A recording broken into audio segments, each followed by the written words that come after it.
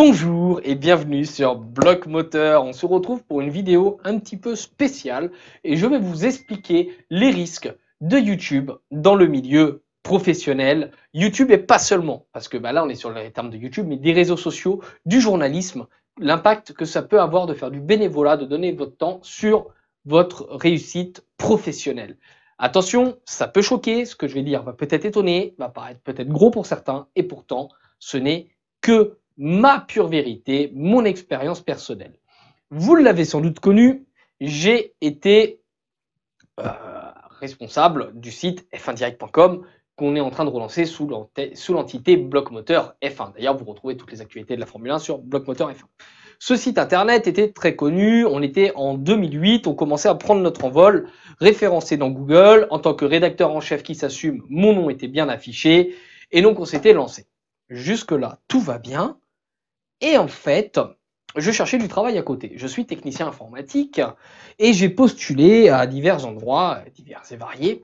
Et un motoriste, pas très loin de chez moi, m'a reçu à une demi-heure et me propose de faire du travail en informatique, donc la sécurité informatique. Donc c'est vraiment très strict. Quand on arrive dans le lieu du motoriste, carte d'identité, badge visiteur, t'es contrôlé, limite on vérifie dans un portique si t'as pas une arme sur toi, tu vois.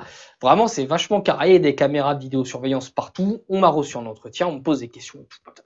Un échange vachement constructif, tu vois. Je sens le gars qui est emballé par mon expérience, mes compétences, ma connaissance du milieu automobile. Du coup, il me pose des questions parce qu'il est au courant déjà de qui je suis en fait, avant même que j'arrive en entretien. Il me pose des questions, on discute, machin.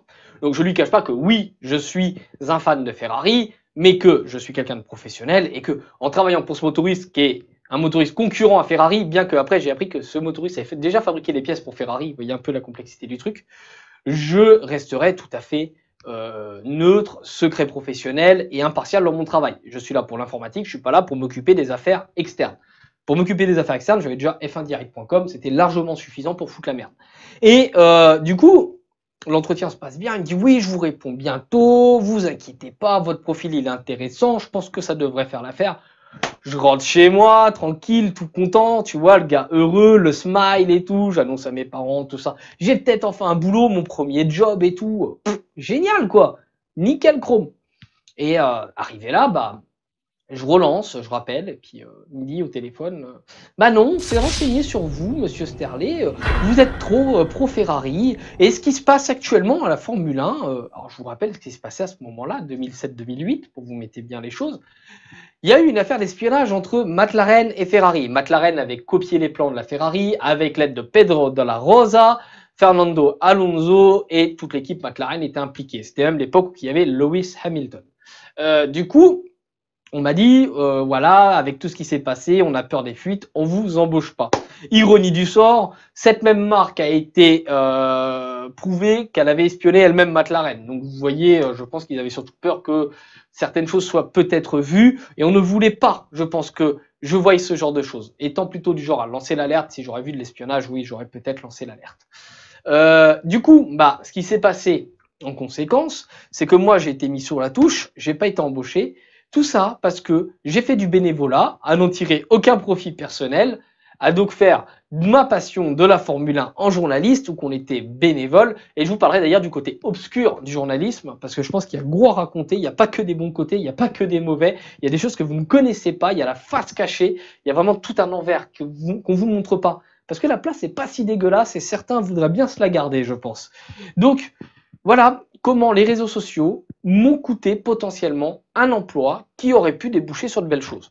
Dans une grande boîte, moi aujourd'hui je regrette pas, professionnellement je suis stabilisé, j'ai un bon emploi, voilà, ça se passe bien, je suis plutôt content. Mais ce que je voulais vous dire, c'est que faites attention de ce que vous faites sur YouTube, les réseaux sociaux, faites attention à votre nom que vous affichez.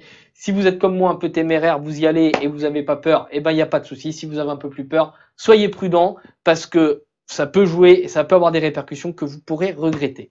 J'espère que ce partage d'expérience vous a plu. Si c'est le cas, n'hésitez pas à liker, à commenter, à vous abonner et à partager. Ce n'est pas de la mécanique pure et dure. c'est un petit peu de partage d'expérience. C'est aussi le but de Bloc Moteur, d'être altruiste envers tout le monde et de prendre de vous et de donner de nous. Voilà.